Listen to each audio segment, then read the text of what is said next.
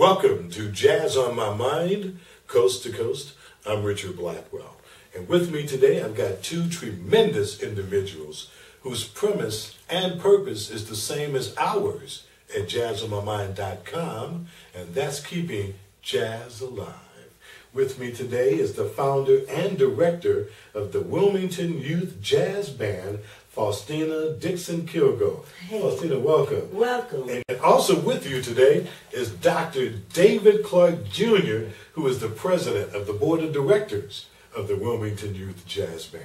Welcome to Jazz on My Mind, both of you. Thank you. And I'm glad we got together because your purpose and what you guys are doing is very dear to us at Jazz on My Mind, and that's keeping jazz alive.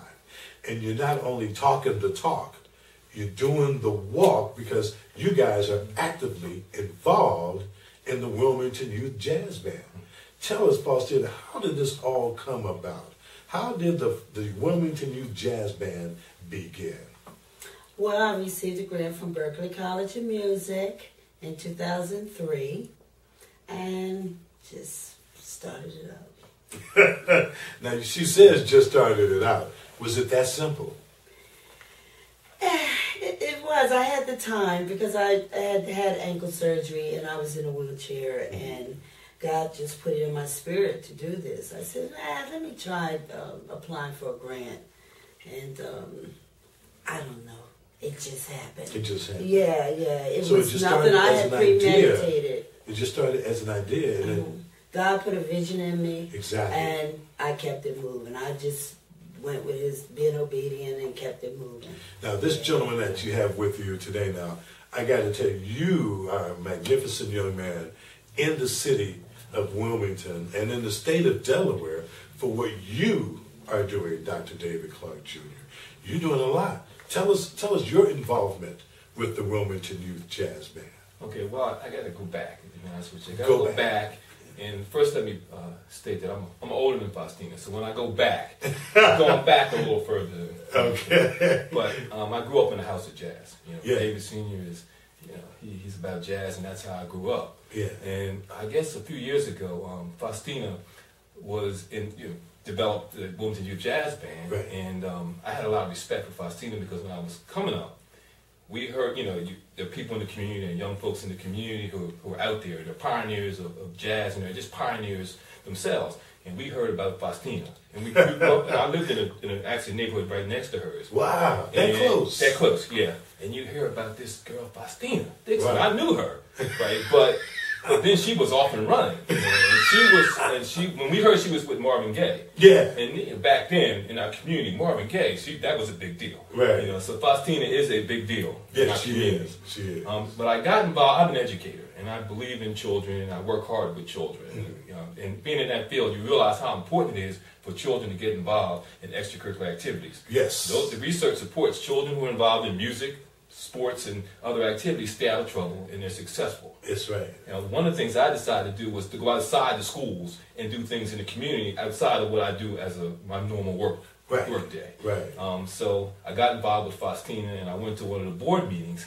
I said, this is pretty nice. Yeah. These people are really doing some good things. Yeah. So then I went to one of their practices. And that was a couple years ago. And I went to a practice, and I got to tell you this honestly.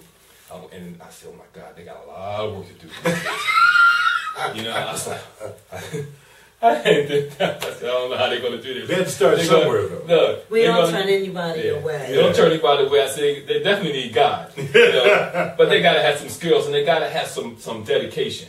And what impressed me the most was Faustina, and there was James Dixon and Vernon James, right. and the late Wilby Fletcher Jr. My man. And they were going there working with these kids on Saturdays, no compensation, just taking their own time because they want these children to succeed. Mm-hmm. So I said, well, what's the least thing I can do is help them on the organizational part. So that's how I got involved. And I'm still impressed with what they're doing with these children.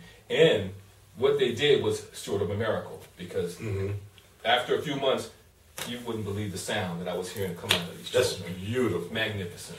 Now, we know what it's all about. It's all about educating the children, keeping them in tune musically, and also helping better them as people. Right.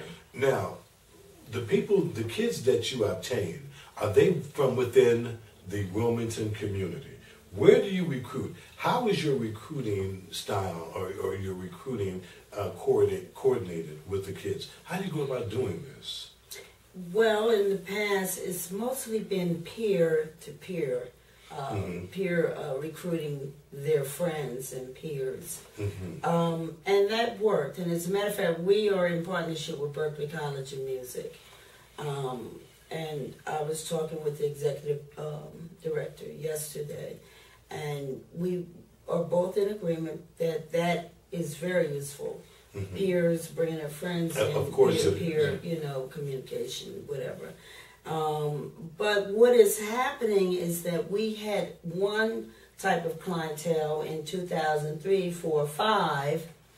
It was more kids who had a need, who weren't as financially equipped and didn't have a mother and a father at home. We had a diverse type of children, but what has happened over these past 3 or 4 years is we're getting a certain type. We're getting the ones who are already studying, and which is a good thing, because it's making it the transition into the band a lot easier. It is, but I still have a heart to help these kids that can't normally afford the lessons, and you know, who don't have the easy opportunities. So if we can, so what we're doing is we're changing our recruitment strategy. And we have 2 parents, thank God, that are going to go out in these winter months coming, January, February, March, before we start our program in April.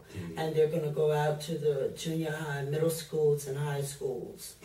And we have a DVD or CD, DVD video that the band directors can show their students, and these 2 parents will sort of help, you know, in recruiting, which we're hoping will make another impact.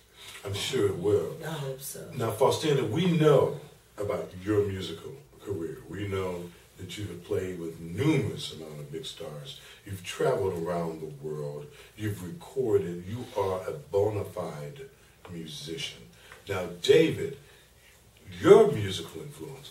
I had the pleasure of meeting your dad, David Clark Sr., who helped narrate a documentary to the late, great, the one and only Clifford Brown. That's right. Now, I saw and I met your dad after the documentary, which was produced by Dan Glandon, and your influence being passed down from your dad is very, very great. I mean, your dad was, the brief conversation I had with David Sr., it let me know this man knows jazz. He knows jazz. And if you live in a house with a man like him, like I did with my dad knew jazz. My dad has enough albums to fill this studio. And so it impacts you. That's where your musical influence, your jazz influence comes from. Is that right? Absolutely. I grew up in the house, and all you heard back then, they had the LPs, the albums, and you know, that's all I heard. And now I had my own music and his music, and I began to love his music. Right. So I have a sincere appreciation for jazz and want to keep it alive. Right. It's a true American art form, and I think it's that a culture. We need to keep it alive, and our children need to be influenced and exposed to it, especially and the children that Faustina's mentioned now that we want to start targeting. I mean, we want to definitely embrace the ones that we have now. We don't turn anybody away, but we want to get a different kind of kid. We want them to appreciate and be exposed to jazz as we were. Exactly. And we also understand that these children who are involved in this type of activity, they end up being successful. Yeah. You know, there's an amazing part about our program. Now, we can't necessarily take credit to saying we're the reason why, because of the kind of kid that we're getting, I believe. But all of our children since 2003 have gone on to college. See, now that have gone through our program. Situation. That's a remarkable statistic. Right, right. And I can't say that just because of our program, but I think